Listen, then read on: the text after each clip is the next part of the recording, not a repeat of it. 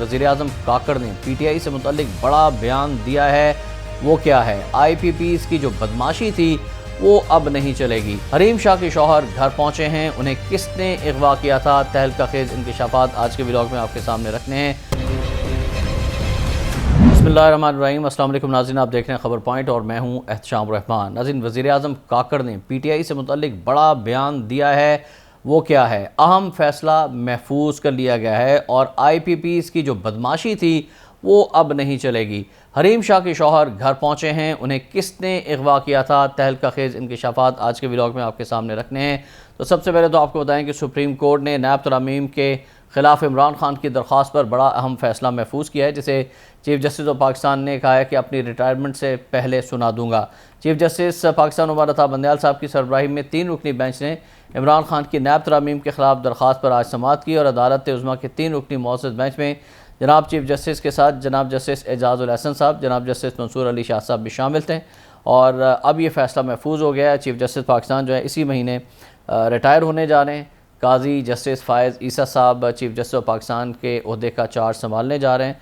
तो अब देखना ये है कि फ़ैसला क्या आता है। अब महफूज कर लिया गया है और चीफ जस्टिस उमर अता बंदयाल की जानिब से ये फ़ैसला अपनी रिटायरमेंट से कबल सुनाने का ऐलान किया गया है। फिर पाकिस्तान तहरीक इंसाफ के हवाले से आज निगरान वज़ीर-ए-आज़म जनाब काकड़ साहब का जो बयान है कि उनसे जब सवाल पूछा गया कि क्या पाकिस्तान तहरीक इंसाफ पर आपने कोई पाबंदी लगा दी है, तो काकड़ साहब का ये कहना था कि नहीं, PTI पर कोई पाबंदी नहीं है, उनको सियासी सरगर्मियों में हिस्सा लेने की इजाज़त है और इंतखाबात के हवाले से फ़िलवक्त तारीख़ देने से गुरेज़ किया उन्होंने और गुमगू की कैफियत में दिखाई दिए।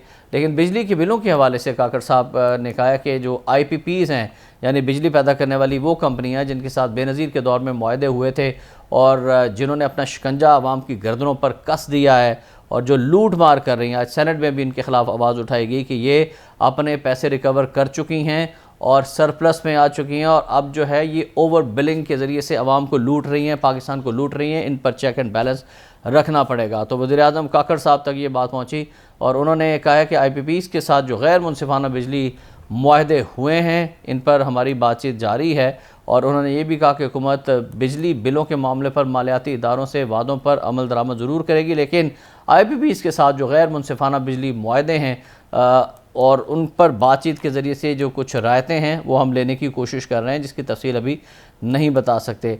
एहतजाज जो हो रहा है इस हवाले से उन्होंने कहा कि जी एहतजाज करने वालों के जज्बात मजरू किए बग़ैर जो बिजली के बिलों का मसला है इसका कलील मुद्दती हल तलाश करने की कोशिशें कर रहे हैं और आवाम को मुतमईन करने के लिए हक़ायक़ पर मबनी फ़ैसला ज़रूर करेंगे।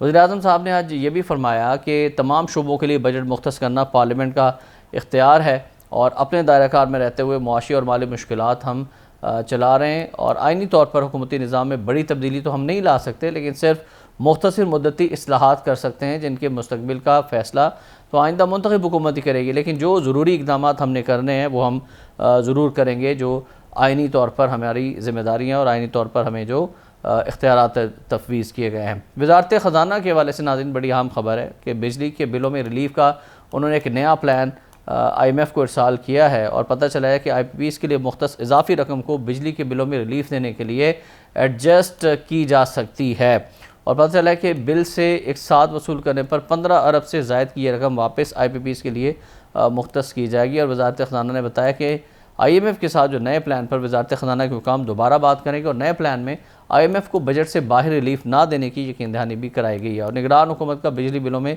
जो रिलीफ़ का प्लान है इससे पहले रद्द कर दिया गया था, जो उन्होंने IMF को भेजा था और फिर ये दोबारा प्लान बनाकर भेजा गया। अब देखना ये है कि IMF इसको एक्सेप्ट करता है या रद्द करता है। नाज़रीन, IMF की सरबराह ये कह चुकी हैं कि हमने हुकूमत पाकिस्तान को ये कहा था कि पाकिस्तान का जो अमीर तबका है उनकी जेबों से टैक्स निकलवाया जाए और जो टैक्स दे सकते हैं, जो टैक्स नेट में नहीं है, उनको टैक्स नेट में लाया जाए।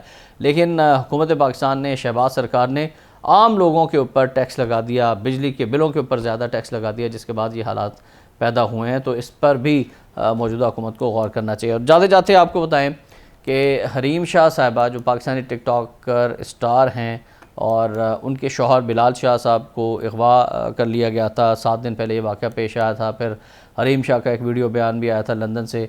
अब ये बिलाल शाह की वालदा हैं शहज़ादी बेगम साहिबा, उन्होंने तस्दीक की है कि बिलाल शाह साहब जो हैं वो घर पहुँच गए और हरीम की सास शहजादी बेगम का कहना है कि बिलाल चंद रोज़ पहले लापता हुए थे, लेकिन वो कल रात 12 बजे घर पहुंच चुके हैं। और इस तरह से हरीम शाह को जो है वो अब कुछ सुख का सांस आया, जो कह रही थी कि अगवा कर लिया गया। और उन्होंने ISI से भी अपील की थी कि वो बिलाल की बाजियाबी के लिए, उनकी वापसी के लिए इक़दाम करें। तो उनकी कोशिशें जो हैं वो रंग ले आई हैं और उनके शौहर अब वापस आ गए हैं। शाम रहमान को इजाज़त दीजिएगा। अल्लाह हाफ़िज़।